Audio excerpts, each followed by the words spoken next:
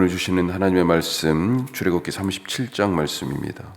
오늘 37장인데 36장은 성막 제작에 대해서 말씀하고 있는 거였고, 오늘 읽은 이 37장은 그 성막 안에 놓일 여러 성물들이 제작되는 것을 지금 기록하고 있습니다. 성막은 사이즈가 남과 북으로 30규빗, 길이가 30규빗이니까 우리가 규빗에 대한 이 치수를 정확하게 사람들이 이렇게 자료마다 조금씩 차이가 있는데요. 하여튼 이 팔꿈치에서 엄지 손가락 끝까지다 이렇게 생각했을 때 그냥 50cm 편이상 그렇게 생각하면 훨씬 이해가 쉽겠습니다. 그러니까 성막이 30규빗, 10규빗이니까 15m, 길게는 15m고 짧은 쪽은 5m다 그렇게 생각하시면 되겠어요. 그리고 이것을 갖다가 둘로 또 나누는데 앞에 10규빗, 10규빗 안쪽에 이게 그러니까 5m, 5m 정도의 공간을 지성소라고 얘기하고 나머지 공간을 성소라고 얘기할 수 있겠습니다.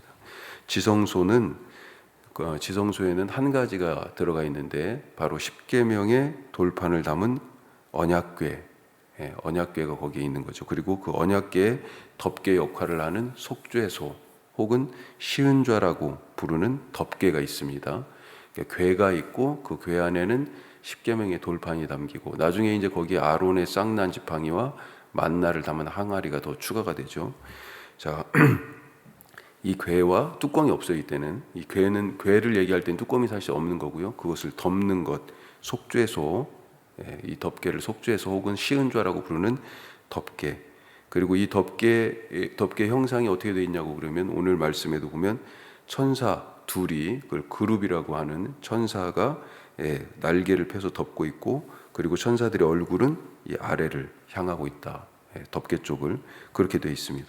자, 그 궤와 궤를 덮은 속죄소, 이것이 이 지성소 안에 있고, 성소에는 떡을 놓는 상, 이 떡은 6개씩 두 줄로 놓게 되어 있어요.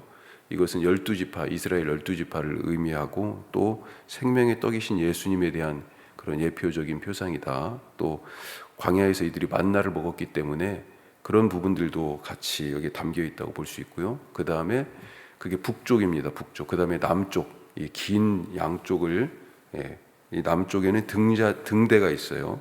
등대가 있는데 이 등대는 오늘 말씀에서 만드는 법이 나와 있습니다만 가운데 이렇게 줄기라고 지금 표현되어 있고요.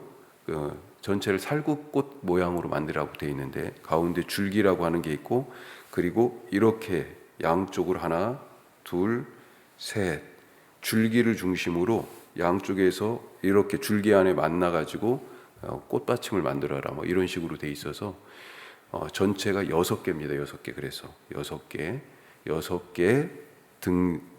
불을 피울 수 있는 그런 등잔대, 그것이 남쪽에 있습니다. 그리고 지성소와 성소를 가로막고 있는 휘장, 그 건너편에 지금 지성소 안에는 증거궤가 있죠. 그것과 넓이와 그 다음에 그것과 맞닿아서 이 휘장 건너편에 분향단이 있습니다. 그 사이즈가 아까 한 규빗 한 규빗, 높이는 2규빗, 그러니까 1m 높이에 50cm 정사각형 모양의 그런 향단이 있다. 그렇게 생각하시면 되겠어요.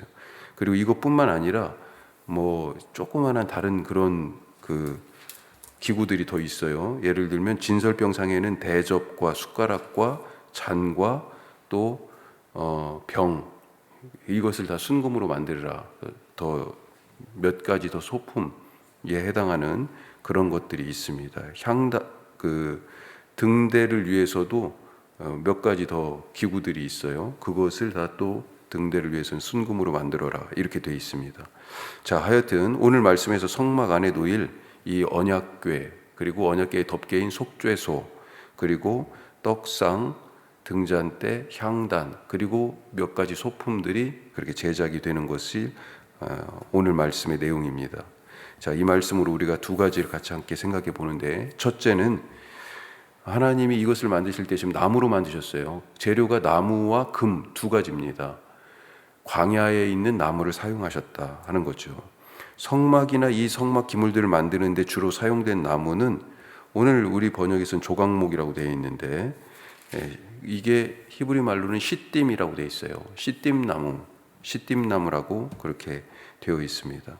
새 번역이나 공동 번역 또 영어의 대부분의 번역이 이것을 이 조각목이라고 번역된 이 시딤나무를 아카시아 나무로 번역했습니다. 아카시아. 하지만 우리 개역 성경은 거기에 더해가지고 지금 조각목 이렇게 되어 있는데 저도 어려서 조각목이 뭐지? 그래서 어떤 분들은 그때 당시에는 자료나 정보도 좀 부족한 상황이었을 때 어떤 분들은 조각목을 조각인 그런 조각으로 그렇게 생각했던 거예요. 그냥 이런 피스다. 그런데 그래가지고 거기에 맞춰가지고 설교도 하고 그런 경우를 봤습니다. 그런데 조각목이라고 번역된 이것이 왜 조각목이라고 번역됐냐면 중국어 성경이 이 시딤나무가 가시가 있어요. 가시가 있는 것을 보고 그것과 비슷한 나무로 그 중국에는 조각자 나무라는 게 있나 봐요.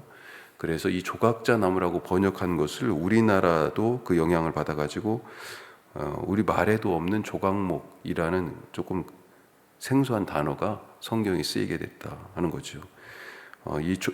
중국에 있다는 이 조각자 나무 가시가 있는 이것이 우리나라에도 아주 드물게는 존재한다고 그래요. 희귀하게. 하여튼 아카시아 나무와는 아주 다르고 우리나라에 없는 나무이기 때문에 원래 히브리 말로 이 나무를 그냥 시딤나무 이렇게 번역하는 게 훨씬 좋을 뻔했다 이런 생각을 하게 됩니다. 시딤나무는 광야의 척박한 환경 속에서 자라는 나무입니다. 그래서 단단하고 벌레가 먹지 않는 것이 특징이다 그렇게 말하고 있습니다. 광야에서 자주 발견되는 그런 나무 중에 하나예요. 자, 그런데 왜 이렇게 광야에 어쩌면 흔할 수도 있는 그 나무를 통해서 성막과 성막 기물들을 만들려고 하셨을까? 나중에 성전 지을 때는 이 시딤나무가 사용되지 않는 것 같습니다. 그때는 주로 뭘 썼어요? 솔로몬의 성전에 레바논의 백향목, 두로왕 히람이 보내온 레바논의 백향목 그것을 사용합니다. 당대 최고의 목재라고 볼 수 있죠. 그런데 성막에 비하면 훨씬 규모가 큰 성전이었기 때문에 사실은 이 시딤나무는 제목으로 쓸 수 있는 것은 6m 정도, 그 정도 자란다고 그러니까요. 사실은 성막의 그 바깥에 뜰을 나무로 널빤지로 이렇게 치게 되어 있는데 이것도 시딤나무로 해야 되거든요. 그것이 높이를 생각했을 때 이 시딤나무가 그 높이를 만족할 만한 시딤나무를 구하는 것도 사실은 쉽지 않았을 거예요. 길어야 6m, 조금 그 정도쯤 자랄 수 있는 나무 이걸 가지고 거대한 규모의 성전을 감당하기는 쉽지 않았을 것이다. 그렇게 생각이 됩니다. 하여튼 이 시딤나무는 성전에서는 쓰였을 것 같지 않지만 성막을 위해서는 이 나무가 없으면 지금 지을 수가 없는 거예요.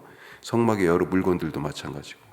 자, 하나님은 광야에 흔한 어디서나 볼 법한 어렵지 않게 발견할 수 있는 이 시딤나무를 사용하셔서 금으로 싸서 언약궤도, 진설병상도 그리고 분향단도 그렇게 만드셨습니다. 이것을 보고 당시에 광야에 있던 이 이스라엘 백성들은 어떤 생각을 했을까? 하나님이 광야에서 그들이 보았고 익히 알고 있던 어쩌면 흔할 수도 있는 이 시딤나무를 사용하여 하나님의 거룩한 집을 만들고 또 그것을 금으로 싸가지고 하나님을 섬길 성막의 기물, 이 거룩한 물건들로 바꾸시는 것, 이것을 보면서 어떤 의미를 생각할 수 있었을까? 광야의 흔한 나무 같은 이 백성, 자기들이 하나님의 임재의 처소가 되고 세상의 모든 민족들이 하나님을 섬길 그런 하나님의 거룩한 도구, 제사장 나라가 되게 하시는 것, 그런 말씀을 이 성막을 통하여서 성막을 만드는데 시딤나무를 사용한 것을 통하여서 이 백성들이 생각할 수 있었겠다. 그렇게 헤아려 봅니다. 하나님은 오늘도 광야의 시딤나무 같은 우리를 이렇게 거룩하게 사용하십니다. 우리의 삶을 은혜로 감싸셔서 당신의 임재의 처소로 그렇게 사용하시고 우리의 삶의 작은 것들을 통해서 거룩한 성물이 되게 하신다. 이것이 우리에게 은혜가 아닌가 다시 한번 생각하게 됩니다. 광야의 나무를 그대로 사용하셔서 하나님의 처소와 거룩한 도구가 되게 하셨다 하는 것 우리가 잊지 마시길 바랍니다. 자, 두 번째로 하나님의 말씀을 담고 살자 하는 것입니다. 하나님의 말씀을 담고 살자. 지성소에는 우리가 알다시피 오직 이 괴짝이죠. 이 상자만 두고 그 위에 덮개를 덮습니다. 이 궤를 우리가 보통 언약궤 이렇게 많이 부르는데 저도 뭐 언약궤나 법궤나 또 증거궤나 이 성경에서 이 궤를 놓고 지금 몇 가지로 같이 동일하게 부르는데요. 오늘 말씀 준비하면서 찾아보니까 증거궤라는 단어가 출애굽궤에만 쓰였더라고요. 그리고 언약궤는 출애굽궤에 쓰이지가 않았어요.